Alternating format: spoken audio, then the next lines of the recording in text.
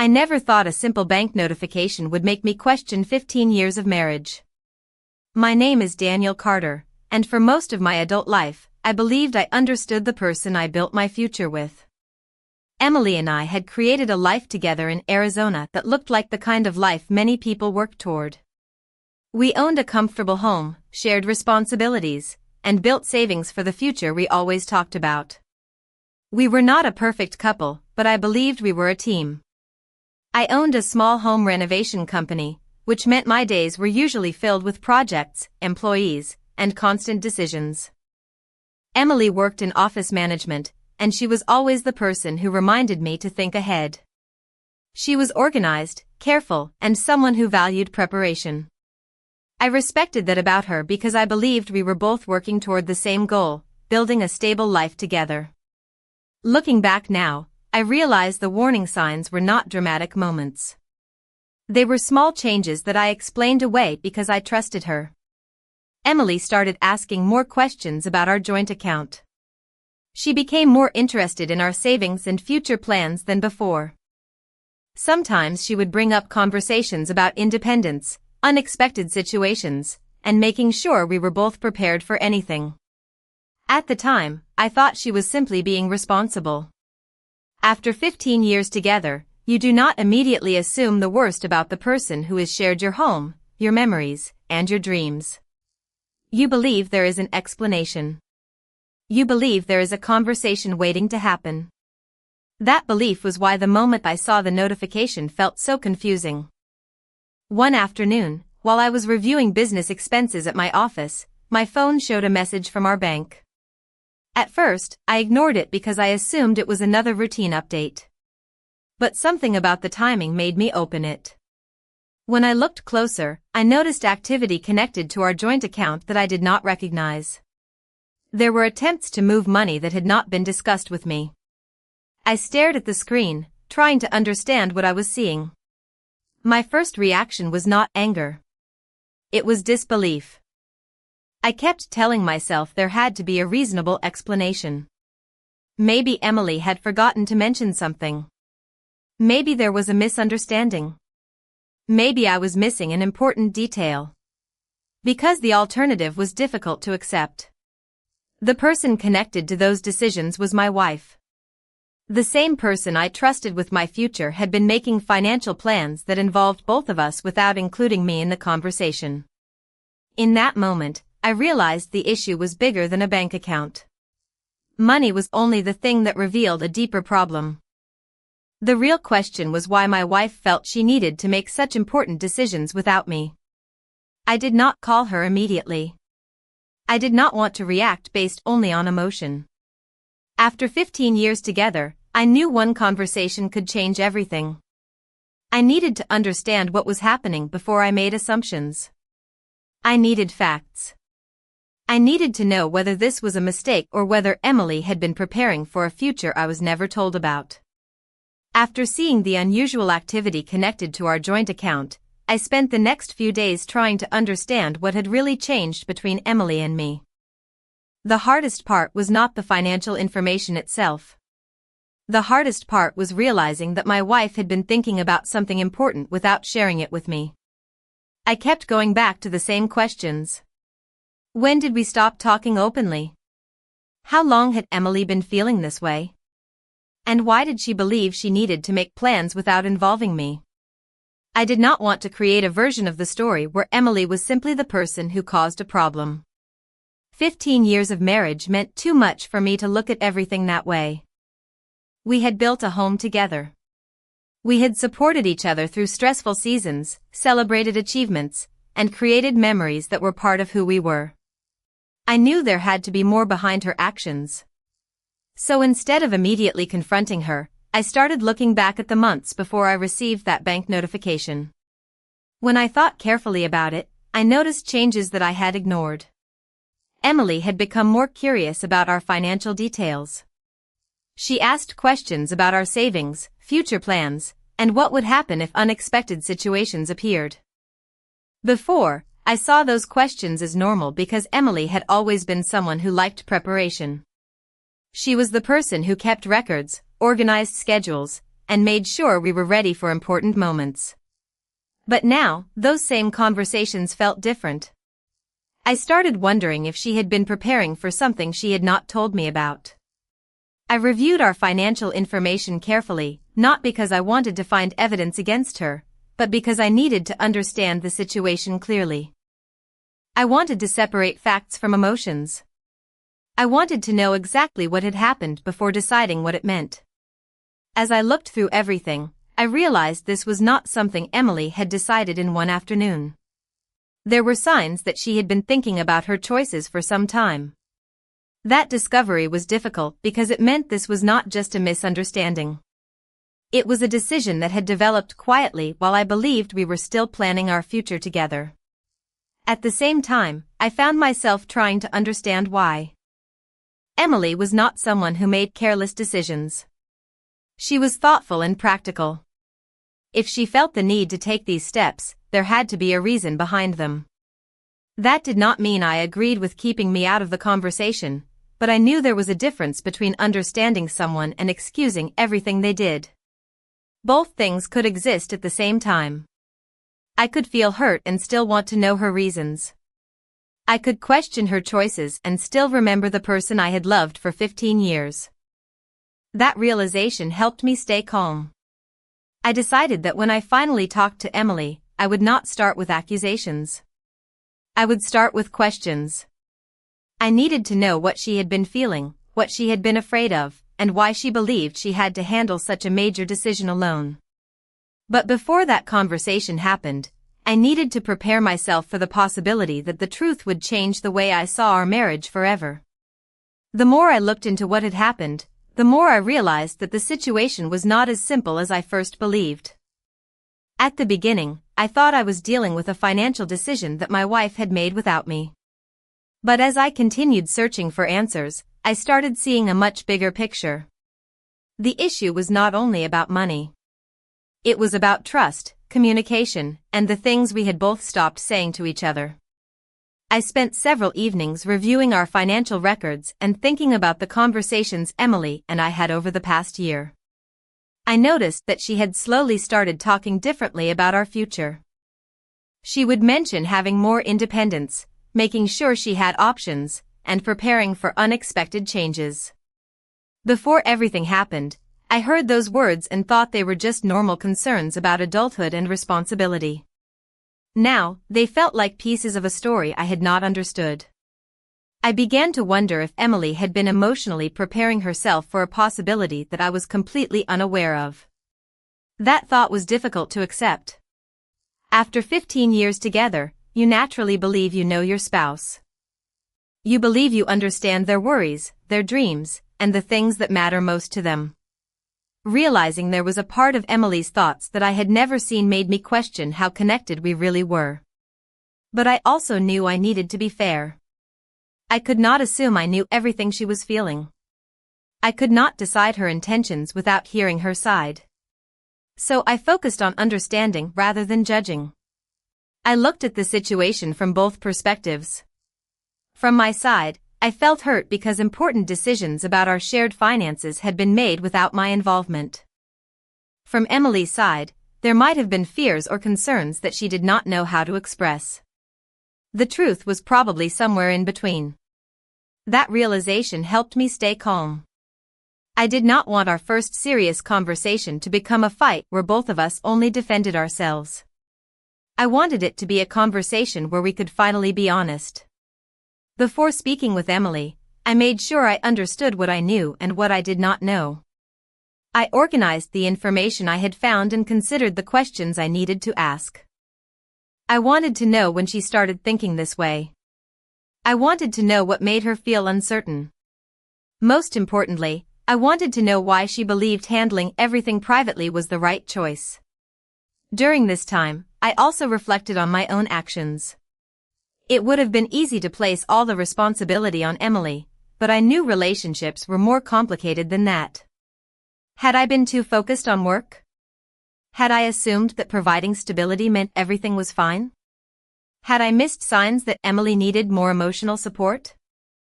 Those questions were uncomfortable, but they were necessary. A marriage is built by two people, and problems usually do not appear overnight. They develop through small moments, missed conversations, and things left unsaid. I still did not know exactly what Emily would say when we finally talked. I did not know whether her explanation would make sense or whether it would create even more questions. But I knew one thing. The conversation could no longer wait. Because the truth I was about to hear would reveal whether this was only about money or whether it was about something much deeper in our marriage. The night I finally decided to talk to Emily was one of the most difficult moments of my life, not because I expected an argument, but because I knew the conversation could change everything between us.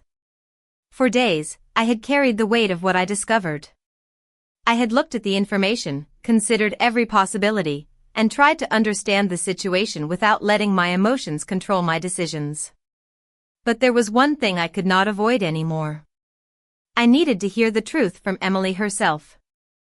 That evening, we sat together in our living room, the same place where we had spent countless nights talking about our plans, watching movies, and sharing simple moments as a family. The room looked exactly the same, but everything felt different. I looked at Emily and realized that even after 15 years together, there were still parts of her thoughts that I had never truly understood. I started the conversation calmly. I told her that I knew about the activity involving our joint account and that I wanted to understand what was happening. I did not accuse her. I did not raise my voice. I simply asked why she felt she needed to make such an important decision without talking to me first. For a few seconds, Emily did not say anything. Her expression changed, and I could see that she was surprised that I knew. Then I noticed something else. She looked tired, almost like she had been carrying a heavy responsibility alone for a long time. That moment reminded me that this situation was probably not as simple as I first thought. Emily finally started explaining. She told me that she had not made those decisions because she wanted to hurt me or because she did not value our marriage. She explained that she had been feeling uncertain about the future and had been struggling with fears she did not know how to communicate. She felt like she needed to make sure she had options if things ever changed. Hearing that was difficult because I understood her feelings, but I also felt the pain of being excluded. I told her that my biggest concern was not only the money. It was the fact that she believed she had to prepare for important changes without allowing me to be part of the conversation. After 15 years together, that feeling was hard to process. I wanted to be her partner, not someone who found out about major decisions afterward. Emily listened as I explained my side. She admitted that she had focused so much on protecting herself that she did not realize how her actions would affect my trust in her. She said she should have talked to me earlier instead of trying to handle everything privately. That admission meant more to me than any explanation about the finances. It showed me that she understood the emotional impact of what happened. For the first time since I saw that bank notification, we were no longer talking about numbers. We were talking about our marriage. We talked about the distance that had grown between us, the conversations we avoided, and the feelings we both kept inside. I realized that we had both been trying to protect ourselves in different ways. I focused on creating stability through work and responsibility. Emily focused on creating security through preparation. The problem was that we had stopped sharing those fears with each other. That conversation did not fix everything instantly. Trust does not return in one evening. But something important happened that night. We finally stopped looking at each other as the problem and started looking at the problem together. And as I listened to Emily explain what had really been happening inside her mind, I realized the situation was about to reveal something much deeper than money. After the conversation with Emily, I thought I would finally understand everything, but I quickly realized that one honest discussion could only open the door. It could not instantly repair years of emotions, misunderstandings, and quiet concerns that had built up between us. The days that followed were different. We were still living in the same house, sharing the same routines, but there was a new awareness between us. We both knew we had reached a moment where we could either continue avoiding difficult conversations or finally start rebuilding the connection we had lost. I spent a lot of time thinking about what Emily had told me. The part that stayed with me was not the financial decision itself. It was the fact that she had been carrying fears and uncertainty without feeling comfortable enough to share them with me. That was painful because I always believed our marriage was based on teamwork. I thought that no matter what challenge appeared, we would face it together. But somewhere along the way, we both created our own ways of dealing with problems instead of reaching out to each other. I also had to be honest with myself. During the years we were together, I had focused heavily on building my business and making sure our family had financial stability. I worked long hours, managed projects, and constantly thought about the next responsibility waiting for me. I believed providing security was one of the most important ways I showed love. But I started to understand that security was not only about money or a comfortable home. Sometimes security comes from knowing your partner will listen when you are worried. Sometimes it comes from feeling included in decisions that affect both of your lives. Emily admitted that she had mistaken independence for protection. She thought preparing for every possibility would make her feel safer. But by keeping those thoughts private, she created distance between us.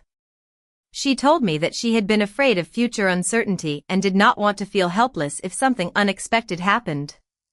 Hearing that helped me understand her perspective, even though I still felt hurt by the way she handled it. We spent more time talking about the things we had avoided.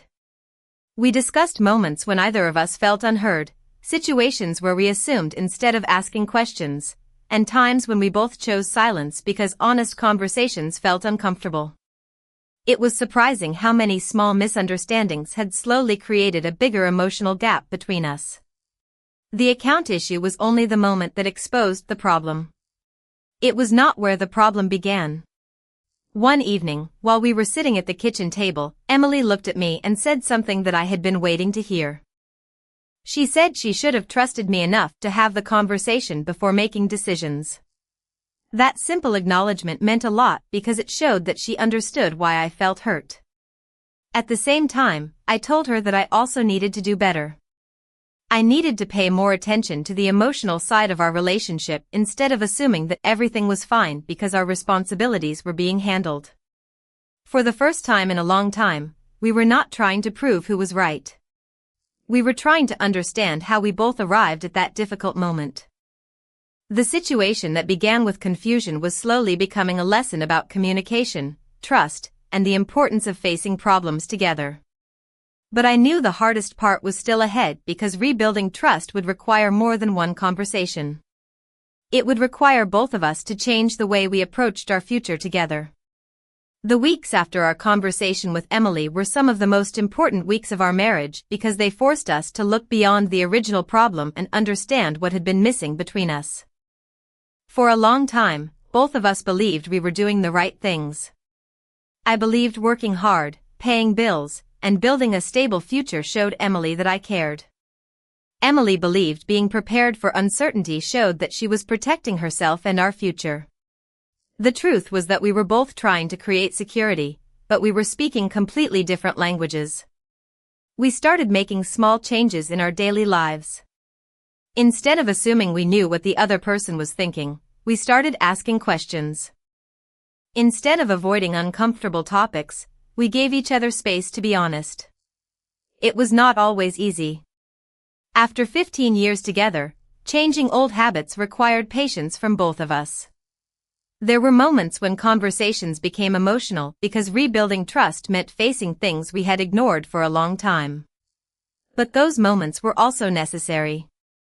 I realized that trust is not only built during the good times. It is tested when people feel uncertain, disappointed, or afraid. The most important thing was that we both chose to stay in the conversation. Emily began sharing more about the fears that had influenced her decisions.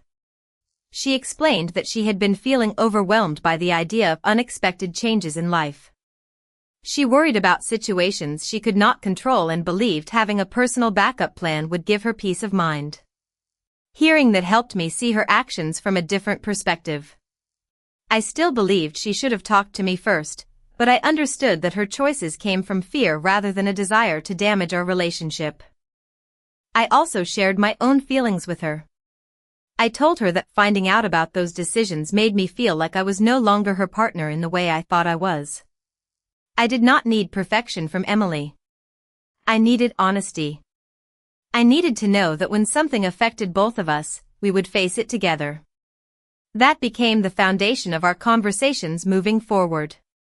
We also started creating clearer plans for our finances. We reviewed our goals, discussed our concerns, and made sure both of us had a voice in decisions that affected our future. The process was not about one person controlling everything. It was about creating a system where both people felt respected and included. Looking back, I realized the biggest lesson was not about money at all. Money was simply the thing that revealed a deeper issue. The real challenge was learning how two people who loved each other could become disconnected without noticing it. Sometimes relationships do not struggle because people stop caring. Sometimes they struggle because people stop communicating. Emily and I had spent years building a life together, but we had forgotten that a strong relationship requires more than shared responsibilities. It requires openness, trust, and the willingness to listen even when the truth is uncomfortable. We did not erase what happened. We did not pretend the situation never occurred. Instead, we used it as a reason to rebuild something stronger. I learned that protecting a marriage is not about avoiding difficult moments. It is about choosing to face those moments together. And the experience that once made me question everything eventually became the reason we started understanding each other again. After everything that happened, I thought the hardest part would be rebuilding trust between Emily and me. I was wrong. The hardest part was learning how to become partners again in a way that was different from before. We had spent years building a routine where each of us handled certain responsibilities, but we did not always stop to ask whether we were still truly connected. The situation with our finances showed us that a marriage can look stable from the outside while important conversations are quietly being avoided inside. One of the biggest changes was how we approached decisions. Before, we often assumed that the other person understood our thoughts. I assumed Emily knew that my long hours and constant work were my way of protecting our future. Emily assumed I understood the pressure she felt about uncertainty and preparation. We were both making assumptions, and those assumptions created distance. Now, we made a conscious effort to communicate before making choices that affected both of us. It was a simple change, but it made a significant difference. We started having regular conversations about our goals, our concerns, and even the things that made us uncomfortable. I learned that honesty is not only about sharing good news. Sometimes honesty means admitting fears, doubts, and feelings that are difficult to explain. Emily also began opening up more about what had been happening in her mind before everything came to light. She told me that she had been feeling disconnected and worried about the future. She did not know how to start the conversation, so she focused on creating her own sense of security. Hearing that helped me understand that her actions were not just about a financial decision. They were connected to emotions she had been carrying for a long time. At the same time, Emily understood my perspective better. She realized that being left out of such an important decision made me feel like I was no longer part of the partnership we had built together. She apologized not because she was forced to, but because she finally understood the impact her choices had on my trust. That moment was important because it showed that both of us were willing to take responsibility. We also learned that rebuilding a relationship does not mean pretending the difficult moments never happened. The experience became part of our story. It reminded us that even strong relationships require attention and effort. A home is not only built with financial planning, shared responsibilities, or years spent together. It is built through daily choices to listen, understand, and support each other. Months later, I looked back at the moment when I first saw the unusual activity connected to our account. At that time, I believed it was the beginning of the end of our marriage. I thought the discovery would only create more distance between us. Instead, it forced us to finally address problems we had ignored for too long. I realized that sometimes the moment that hurts the most can also become the moment that reveals what needs to change. Emily and I were not the same couple we were before. In some ways, we were better because we had learned something we should have understood years earlier. Love alone is not enough to maintain a strong relationship. It also requires communication, trust, and the courage to have difficult conversations before silence creates a bigger problem. And while our journey was not finished, I knew we were finally moving in the same direction again. Months after the moment that changed the way Emily and I viewed our marriage, I started to realize that rebuilding trust was not about returning to the way things were before. It was about creating something healthier and stronger than what we had before. The old version of our relationship was built on love, commitment, and years of shared memories, but it also had weaknesses that we did not recognize. We had become comfortable assuming that the other person understood our thoughts without needing to explain them. That comfort slowly became distance, and we did not notice it until a difficult situation forced us to pay attention. One of the biggest changes was how we handled our future. Before everything happened, financial conversations were usually focused on numbers, plans, and responsibilities.